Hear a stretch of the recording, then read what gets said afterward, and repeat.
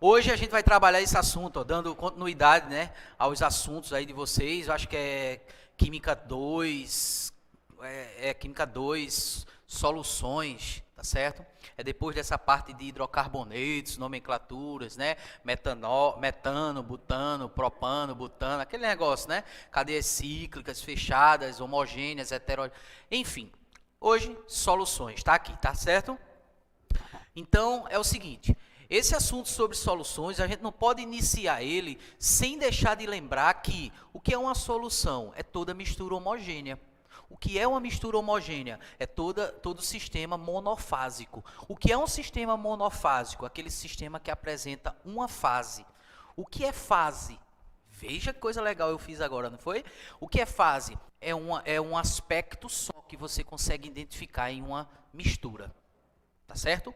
Então, o campo da gente de estudo vai ser inicialmente sobre misturas homogêneas. São misturas formadas por apenas uma fase. Lembrando que existem as misturas heterogêneas. As misturas heterogêneas não podem ser consideradas uma solução. Você não pense em classificar uma mistura heterogênea como uma solução. Não vai combinar, vai errar. Agora, uma solução é toda mistura homogênea. Então, você tem uma mistura homogênea, você tem uma solução. Tá certo? Lembre-se que componente e fase é diferente. Componente e fase. Componente é o número de material, de substâncias que você está colocando na mistura. Então, você colocou água, sal, óleo, açúcar, areia, petróleo, beleza? Isso é o número de componentes. Agora, o número de fase é diferente. Vai ser a quantidade de aspecto que você vai conseguir ver. Tá? Vamos para a próxima coisa. Aqui tem exemplos de mistura, né? Eu trabalhei esse slide aqui, uma parte dele, não tudo, na turma do primeiro ano do ensino médio, né? De maneira introdutória, ali, introdução, certo? Ao estudo das soluções, eu já estava mostrando aqui, aí me lembrei desse slide aqui, ó. A mistura de gases é sempre homogênea. Por quê? Você quando mistura o gás A, B, C, D, E, F e etc, o alfabeto todo, tudo gases, você não vai conseguir ver quem é o gás A, quem é o gás B, quem é o gás O, concorda? Então, toda mistura gasosa é sempre uma solução gasosa, uma mistura homogênea. Ok? E aqui temos um exemplo oposto, né? É um sistema heterogêneo, é tu misturar areia e água e areia. Então, se você pegar água e areia, você vai ver que a areia dá o creu e ela não se dissolve na água. Tá certo? A água vai ficar toda barrenta ali, toda cheia, né? A sujeira ali e tal. Mas depois a areia vai se organizando. E a água vai ficar limpinha. Beleza? Porque são substâncias imissíveis. O que são substâncias imissíveis? Que não se misturam. O que são substâncias miscíveis? Que se misturam. Água com sal. Água e açúcar. Óleo não. Água e álcool. Se combinam, ó. Agora, bote óleo na água. Vai se combinar? Não. Então, sistema heterogêneo é isso. Quando não se misturam. Quando ficam separadinhos. E quando se misturam, forma as substâncias, né, homogêneas, misturas homogêneas, melhor dizendo. Próximo slide. Aqui eu trouxe alguns exemplos. Aqui o primeiro exemplo. Ó, observe vocês que nós temos um aspecto só. A gente chama uma única fase. Aqui eu tenho duas fases. Tá vendo? E aqui eu tenho duas fases também, ó. Água gaseificada, eu vejo as bolinhas de gases. Então, se eu estou vendo as bolinhas ali, ó, do gás, tá? Então, eu vou classificar isso aqui como heterogêneo. Tá certo? Aqui eu estou vendo o óleo e a água. Então, eu vou estar diferenciando. Então, eu tenho duas substâncias, dois componentes, né? Óleo e água. E tenho também, por coincidência, duas fases. Tá ok? Então, fica atento, fique esperto aí. concentrado na aula. E aqui eu só tenho uma fase só. Aqui eu só tenho uma fase só. É o sistema monofásico. Por quê? Aqui eu tenho água mais açúcar, 2 componentes. Água é um componente, açúcar é outro componente. Então, água e açúcar. Mas a água e o açúcar são substâncias miscíveis. Então, elas vão se misturar bem e vai formar uma única fase. Então, olha para aqui comigo, ó, veja que você só vê uma fase, um aspecto macroscópico. Já aqui você vê 2. Então, se chama sistema bifásico. 2 fases, bifásico. Aqui, ó, água gaseificada, 2 fases, sistema bifásico. Trifásico, se tivesse 3 fases. Monofásico, 1 fase. Beleza? Fique esperto nisso aí. Aqui temos um slide que traz alguns exemplos, né, mais complexos, vamos dizer assim, de misturas homogêneas ou de soluções. Eu tenho aqui, ó, amálgama, vinagre, latão, bronze, aço, álcool hidratado, né? Como eu costumo dizer, o aço é basicamente você pegar o ferro e adicionar carbono a ele. Você encaixar carbono ali, né? Colocar carbono no ferro, você torna aquele ferro ali mais resistente à oxidação. Então vira aço. O álcool hidratado, ó, álcool com água, são exemplos de misturas homogêneas. O bronze é a mistura do cobre com o estanho, tá certo? 2 substâncias aqui, ó, metálicas, cobre, né, fios de cobre, de eletricidade, com estanho. Então o cobre com estanho forma o bronze, tá certo? O latão é outro material que tem um valor comercial, é muito usado, né, comercialmente. É uma mistura do cobre com o zinco. Tá certo? Dá para fazer vários materiais, é bem resistente. Então, ó, vinagre, amálgama, são exemplos de misturas homogêneas. Ok? Bem, lembrando que toda mistura homogênea é uma solução. O leite aqui, ó, eu fiz questão de trazer esse slide para mostrar a vocês que o leite pega muita gente de surpresa. Por quê? Porque muita gente acha que pegando o leite, botando num copo transparente, olhando para ele, você diz, rapaz, isso aqui é homogêneo. E na verdade deveria ser. Mas sabe-se que no leite tem gotículas de gordura e a gente consegue ver as gorduras no leite. Aí, por esse fator, pelo motivo de que no leite, né, você consegue ver essas gotículas de gordura a nível microscópico, então você classifica o leite como uma mistura heterogênea, ou seja, tem mais de uma fase. Ok? Se liga. Então, o que é que você classifica aqui, define aqui? Você tem que entender que quando você vai dizer se uma mistura é homogênea ou heterogênea, você leva em consideração o lado microscópico da coisa e não apenas macroscópico. Tudo bem? Próximo slide, ó, é que a gente já falou, né, que a solução é toda mistura homogênea. A gente iniciou assim. Então, uma solução é uma mistura homogênea composta de 2 ou mais substâncias, 2 ou mais componentes, tá? Então, uma solução pode ter 2 substâncias, uma solução pode ter 3 substâncias, 4 substâncias, isso não vai importar. O importante é você entender que tem que ser uma mistura homogênea, né? Um aspecto só ali, beleza. Outra coisa importante são os componentes da solução. O que é que forma uma solução? O solvente e o soluto. O que é que forma uma solução? O solvente e o soluto. Aí, professor, eu tenho dificuldade nessa parte porque eu não sei diferenciar o que é solvente e o que é soluto em uma solução. Eu tenho algumas técnicas, sabe, que eu aprendi a identificar e eu aprendi essas técnicas. Solvente é o que vem em maior quantidade na solução, é o que tem em maior quantidade. Soluto é o oposto, é o que vem em menor quantidade. Isso é uma dica para você identificar quem é solvente e quem é soluto. Isso é muito importante. E outra dica é que o soluto, ele é o que vai ser dissolvido. E o solvente é o que vai dissolver.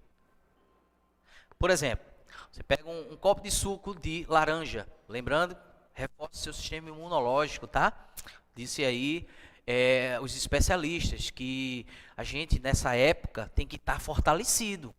Cuidado com quem bebe, porque o álcool, ele, além de desidratar, ele deixa o seu sistema imunológico um pouco a desejar.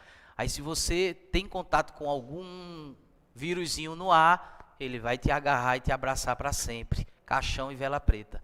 Então, cuidado com o seu sistema imunológico. Suco de laranja, suco de limão, própolis, verduras, alho, beleza? Reforce, tome vitamina do complexo B, reforce o seu sistema imunológico. Então, vamos lá. Você fez um suco ali, né? E vai adoçar. Aí você colocou açúcar, vai misturar, né? Esse suco de limão, rico em vitamina C, e reforça teu sistema imunológico, tá? Então, você tem agora que classificar quem é soluto e quem é solvente no suco de limão adoçado. É fácil. Você simplesmente tem que entender. Peraí, o que é que tem aqui em maior quantidade? É o suco, não é isso? É o suco de limão, tem maior quantidade. Então, ele seria o solvente. E o que é que tem em menor quantidade? É o açúcar, o que você vai adoçar, né? Vai botar ali para adoçar. Então, o soluto é o açúcar e o solvente seria o suco. Beleza? Então, só para ter uma ideia. Café com açúcar. Então, o café seria o solvente, o açúcar seria o soluto. Então, são dicas para você conseguir diferenciar o solvente do soluto, tá? Beleza? Vamos para o próximo slide. Então, vamos avançando. A solução, ela se classifica de acordo com vários critérios. Elas são classificadas tendo alguns critérios em parte. Então, vamos organizar aqui nosso estudo e conhecer essas classificações das soluções. Então, primeiro critério, quanto ao estado físico. Então, você pode ter uma solução sólida, você pode ter uma solução líquida e você pode ter uma solução gasosa. Esse é o critério de quanto ao estado físico. Estado físico, sólido, líquido ou gasoso. Então, a solução, ela pode ser sólida, pode ser líquida e pode ser gasosa. Tudo bem? Aqui, ó, eu trouxe alguns exemplos de soluções sólidas. Ouro, 18 quilates, aço, latão, bronze, etc. Exemplos de soluções sólidas. Exemplo de soluções líquidas. Soro fisiológico, tá? Álcool comercial, vinagre e etc. São exemplos de soluções líquidas. Exemplos de soluções gasosas. O ar é um exemplo de uma solução gasosa, solução com gases, tá? A mistura de O2 e HE, ou seja, gás oxigênio e hélio, e etc. Então, misturas gasosas. Então, primeiro passo. As soluções se classificam de acordo com vários critérios. O primeiro critério, quanto ao estado físico. Quanto ao estado físico, as soluções podem ser soluções sólidas, soluções líquidas e soluções gasosas. Beleza? Tem mais uma coisa imprescindível nessa hora. É que as soluções sólidas, líquidas ou gasosas, você vai classificar olhando simplesmente o solvente. O que é uma solução sólida? Quando o solvente é sólido. Fique esperto aí, abre os ouvidos. Abriram? Pronto. Estão prestando atenção? O que é uma solução líquida? Quando o solvente é um líquido. Ah, professor, mas eu tenho uma solução líquida em que o soluto é um gás. Pode? Claro que sim. Porque para definir se uma solução é sólida, líquida ou gasosa, você não olha o soluto, você olha o solvente. Está aqui, ó. Se o solvente é sólido, a solução é. Se o solvente é um líquido, a solução é. Se o solvente é gasoso, a solução vai ser. Ah, professor. Então, o soluto pode ser líquido e a solução pode ser gasosa. Claro, por quê? O solvente é gasoso, então a solução é gasosa. O solvente é líquido, então a solução é líquida. O solvente é sólido, então a solução é sólida. Ficou esperto? Então, para classificar uma solução quanto ao estado físico, você simplesmente vai observar. Deixa eu olhar aqui se o solvente é sólido, líquido ou gasoso. Se o solvente for sólido, se o solvente for líquido, se o solvente for gasoso, tranquilo? E aqui tem mais exemplos. Vamos para frente? Quanto tempo eu tenho aí, pessoal? Só para eu me organizando aqui. Ok. Então eu tenho ainda 25 minutos mais ou menos de aula, preciso ter esse tempo aqui em mente para poder ir organizando as ideias. Vocês acham que é fácil? Eu acho que o mais difícil não é nem explicar aqui, porque é minha praia, né? Química eu gosto de explicar, gosto de estudar, gosto de ler, enfim. Mas eu acho que o mais difícil é organizar esse tempo para trabalhar tudo, certo? Então, enfim, agora a parte vai ser o seguinte, a classificação das soluções quanto à natureza do soluto. Então, quanto à natureza do soluto, o soluto, ele é um composto iônico ou ele é um composto molecular? Ai, professor, o que é isso? Pelo amor de Deus, organiza as ideias aí, vou organizar, calma. Um composto iônico é aquele composto que é formado por cargas opostas. Por exemplo, NaCl é um composto iônico, porque o Na ele é positivo e o Cl ele é negativo. Então, veja que o NaCl é uma substância iônica, ou seja, formada por íons, tá? Cargas opostas. Um é mais, o outro é menos, composto iônico. Já os compostos moleculares ou substâncias moleculares são aquelas que não são iônicas, tá certo? São aquelas substâncias que são formadas por ligações covalentes. Tá? Um é menos, o outro é menos. Um quer ganhar, o outro também quer ganhar. Então, há um compartilhamento de elétrons entre esses elementos. Aí vai formar as substâncias moleculares, ou ligações covalentes. Então, fique esperto. Quanto à natureza do soluto, as soluções podem ser iônicas e as soluções podem ser moleculares. Quando é que tu tem uma solução iônica? Elas são eletrolíticas. Quando você tiver uma solução molecular, elas não são eletrolíticas. Até porque o que vai conduzir eletricidade são os íons. Tem que ter íon na solução, cargas na solução, para que haja condução de corrente elétrica. Se você não tem íons ali circulando na solução, então não vai rolar eletricidade, tá certo? Então, você pegou água com açúcar, tá? Água com açúcar. Então, você não vai conseguir conduzir corrente elétrica em água com açúcar. Então voltando aqui, a gente estava falando sobre a classificação das soluções, né, quanto a alguns critérios. A gente viu que quanto ao estado físico, as soluções podem ser sólidas, líquidas e gasosas. Não foi? Só recapitulando um pouco, organizando as ideias. Então, como é que eu classifico, professor, uma solução em sólida? Professor, como é que eu classifico uma solução em líquida? Como é que eu classifico uma solução em gasosa? Você só olha o estado físico do solvente. Entendeu? Você vai olhar o estado físico do solvente. Se o solvente é um sólido, a solução vai ser sólida. Tudo bem.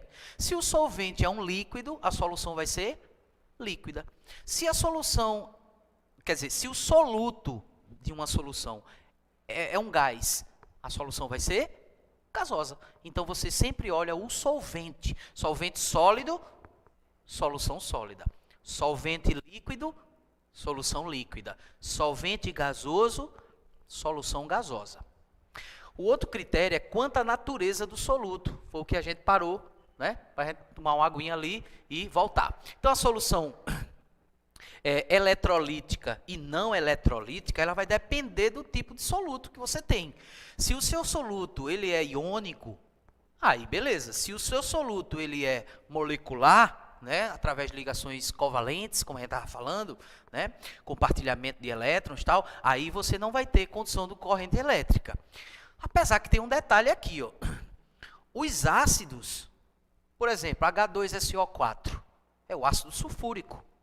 Os ácidos, eles são substâncias moleculares, são soluções providas, né, de ligações covalentes.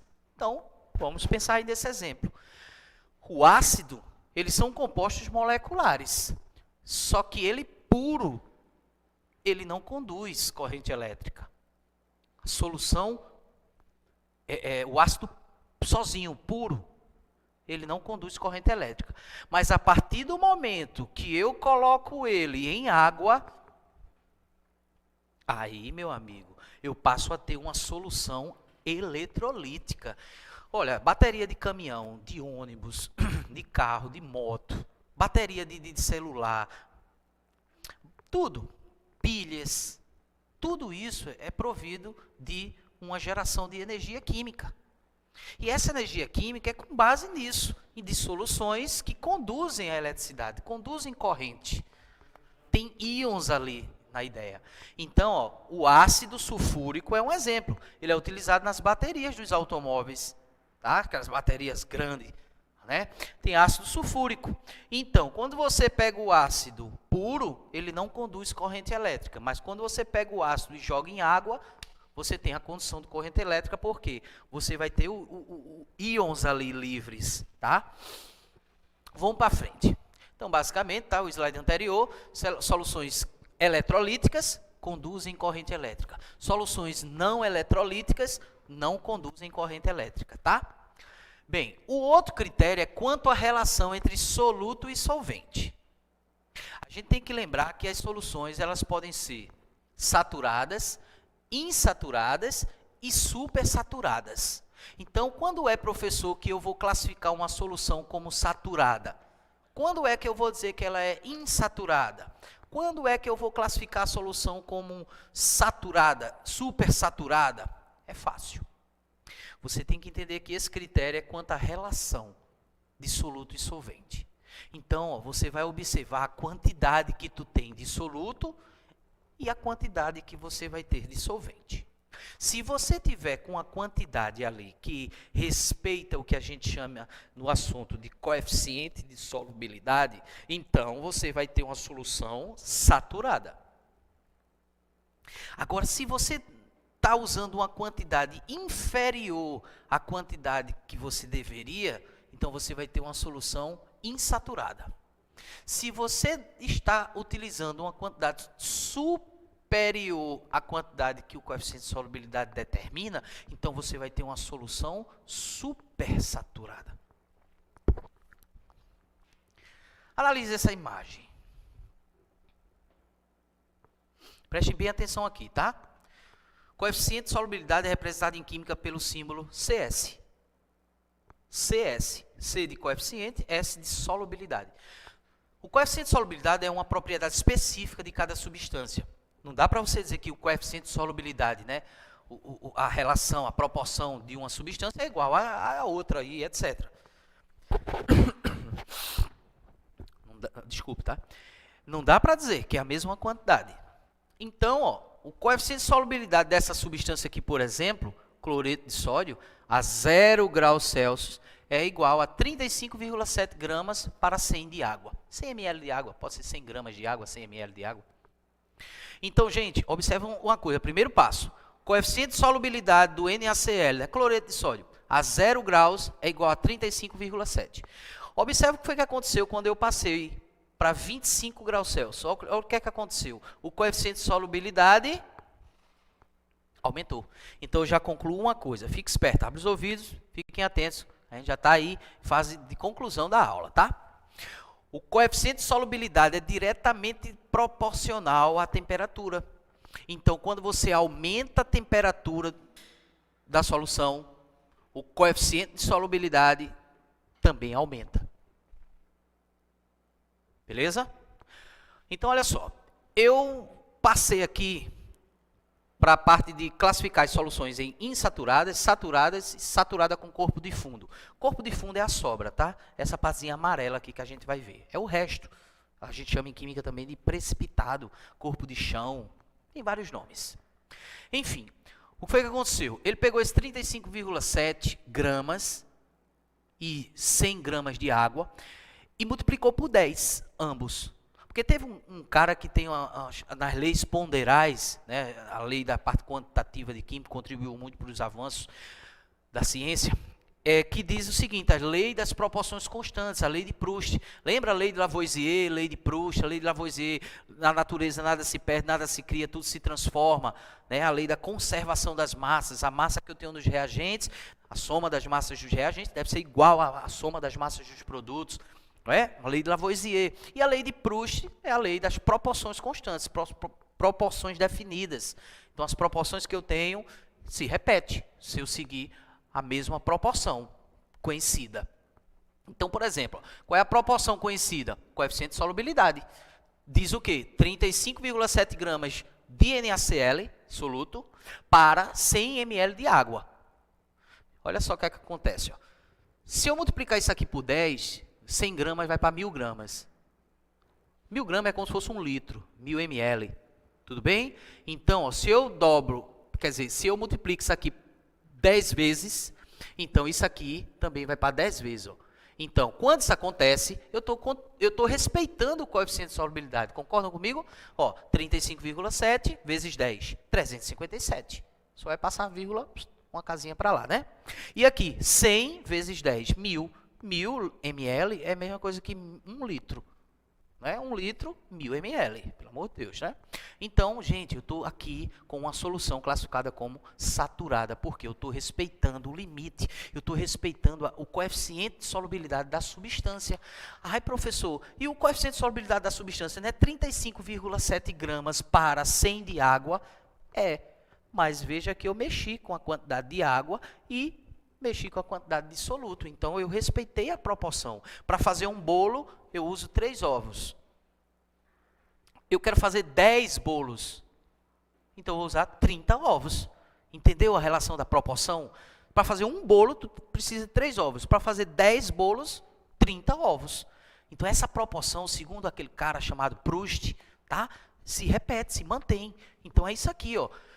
Essa proporção está sendo seguida aqui, ó. Se está sendo seguida, eu tenho uma solução saturada. É o limite de soluto para aquela quantidade específica de solvente a uma determinada temperatura, ó, 0 graus. Ô, professor, e por que aqui essa solução ficou conhecida como insaturada? Bem, essa solução aqui ficou conhecida como insaturada, por quê? Porque, ó, ao invés de utilizar o que o coeficiente de solubilidade diz, a proporção diz, determina, eu utilizei menos, ó. Ao invés de usar 357, eu usei 200.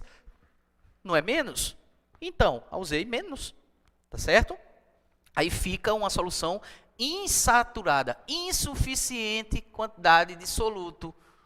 Eu poderia ter colocado mais soluto, ficou incompleto. Tudo bem, gente? E aqui, ó, aqui eu coloquei mais. Ao invés de botar 357, como é o ideal, para 1 litro de água, né, multiplicando isso aqui por 10, multiplicando isso aqui por 10. Saturou. Limite. Aí aqui, ó, eu botei 400 gramas, mais do que o permitido. Então, foi o que aconteceu? Eu tenho uma solução que vai sobrar uma quantidade. Excedi. Eu excedi. Então, foi o que aconteceu? Eu passei a quantidade de sal lá para baixo. Por quê? O solvente não vai conseguir se dissolver aquele soluto. Não conseguiu, tá? Então, agora preste atenção, hein?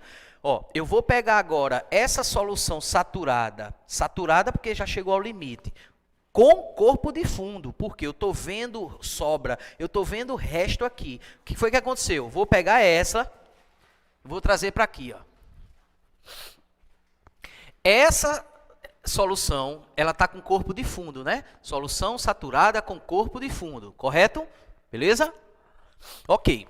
Eu vou agora aquecer, meu amor. Foi que a gente aprendeu sobre coeficiente de solubilidade e temperatura. São diretamente proporcionais, são grandezas que quando você aumenta a temperatura, o coeficiente de solubilidade também aumenta. Então, ó, se eu passo de 0 graus para 25 graus, o que, é que vai acontecer com a solubilidade? Vai aumentar. Aí essa parte amarela, vê o que, é que acontece? Sumiu. Eu consegui dissolver essa parte amarela, que no caso é o corpo de fundo, o resto, a sobra, o precipitado e etc. Eu consegui dissolver ele pelo aumento da temperatura. Em química, esse triângulo significa aquecimento. Ó. Gente, aí depois eu deixei resfriando, ó, resfriando. Aí resfriou, passou para aqui, ó, 0 graus, voltou a temperatura natural. Aí o que foi que aconteceu? A solução, ó, é classificada como supersaturada, porque ó, ela traz consigo uma quantidade de soluto superior à permitida. Então, o cara está aqui ó, com 400 gramas dissolvido. Então, o que é uma solução supersaturada? É quando eu pego o corpo de fundo da solução saturada, vamos voltar aqui, da solução saturada, eu pego o corpo de fundo, ó, solução saturada com corpo de fundo, porque eu excedi a quantidade, beleza. Só que o que é que eu vou fazer agora para dissolver essa quantidade de soluto que excedeu? Eu vou fazer o seguinte, eu vou aumentar a temperatura, dar aquecimento. Quando eu faço isso, eu aumento a solubilidade, não é? Então, eu consegui misturar. Aí, quando a temperatura é resfriada, a solução agora vai conter uma classificação de supersaturada. Tá ok? Fique esperto em coeficiente de solubilidade, hein? Outro ponto importante são as soluções concentradas e diluídas. O que é uma solução concentrada? Quando eu tenho muito soluto. Quando eu tenho muito soluto, eu tenho uma solução concentrada. Eu fiz um suco de limão, né? Lembrando da imunidade aí de novo. Fiz um suco de limão com laranja e ficou muito concentrado. Eu botei 10 limões para um copo de suco normal, de 200 ml. Botei 10 limões. Poxa, o suco ficou super concentrado. Entende? Eu não conseguia nem beber porque ficou forte demais. Então, a solução concentrada, quando eu tenho muito soluto ali. Entende? Já as soluções diluídas são as mais fracas. Ficou ralo o suco, ficou aguado o negócio. Entende? Então, são soluções diluídas. É quando eu uso uma pequena quantidade de soluto. Então, está fraquinho o negócio, está diluído.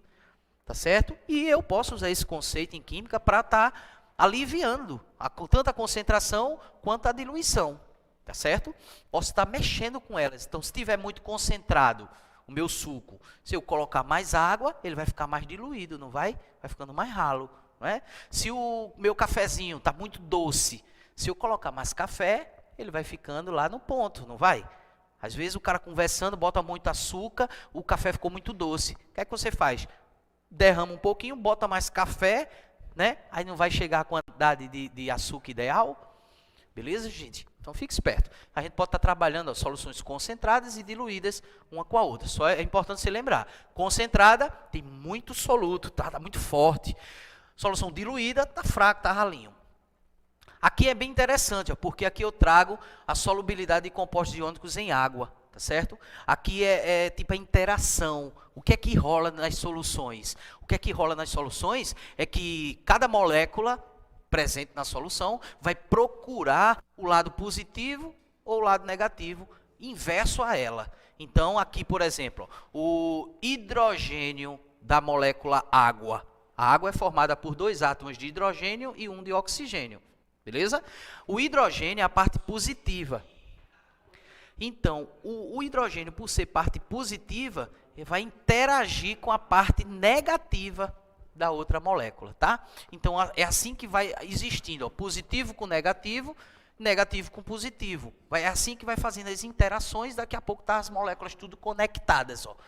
Beleza? Se aqui o oxigênio é a parte negativa, ele vai procurar que parte da outra molécula? A parte positiva. O oxigênio ele vai se ligar à parte positiva da molécula. Aqui os hidrogênios são a parte positiva, ele vai procurar a parte negativa da outra molécula e vai fazendo assim as interações entre os compostos iônicos, tá?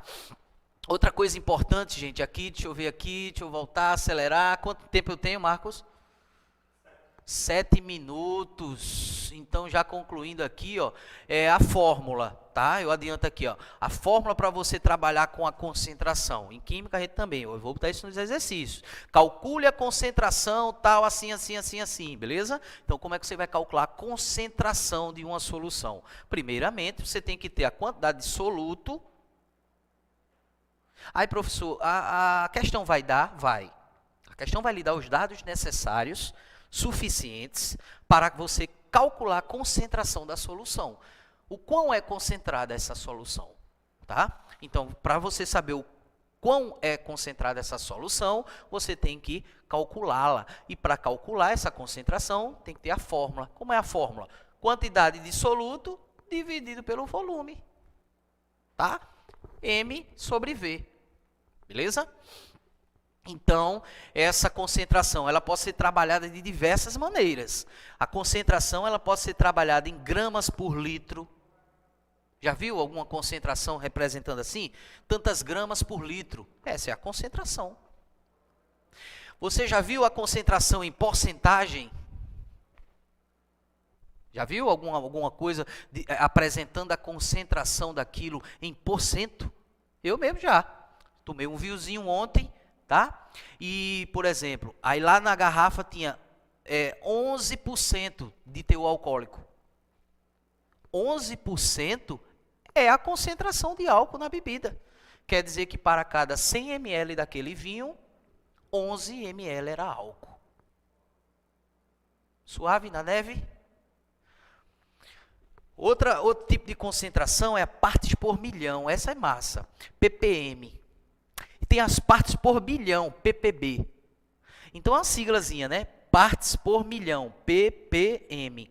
Onde é aplicado esse tipo de concentração? Por exemplo, pega o creme dental, vai lá no banheiro, depois. Pega seu creme dental, certo? E tem umas letrinhas bem pequenininhas. Você vai procurar ali a concentração de flúor. Os dentistas aconselham, em média, 1.500 ppm de flúor em uma pasta de dente, creme dental. Certo? Então, se você quer ficar com esse sorriso, use creme dentais. Tô brincando, tá, gente? Então, ó, propaganda Colgate aqui, né?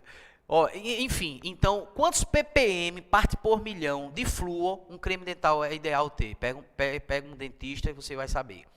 Na faixa de 1.500 ppm. Pessoa adulta, tá? Criancinha é outra coisa. Então, ó, ppm é uma forma de apresentar concentração. No caso do creme dental, ppm quer dizer partes por milhão. De quê? No caso de flúor.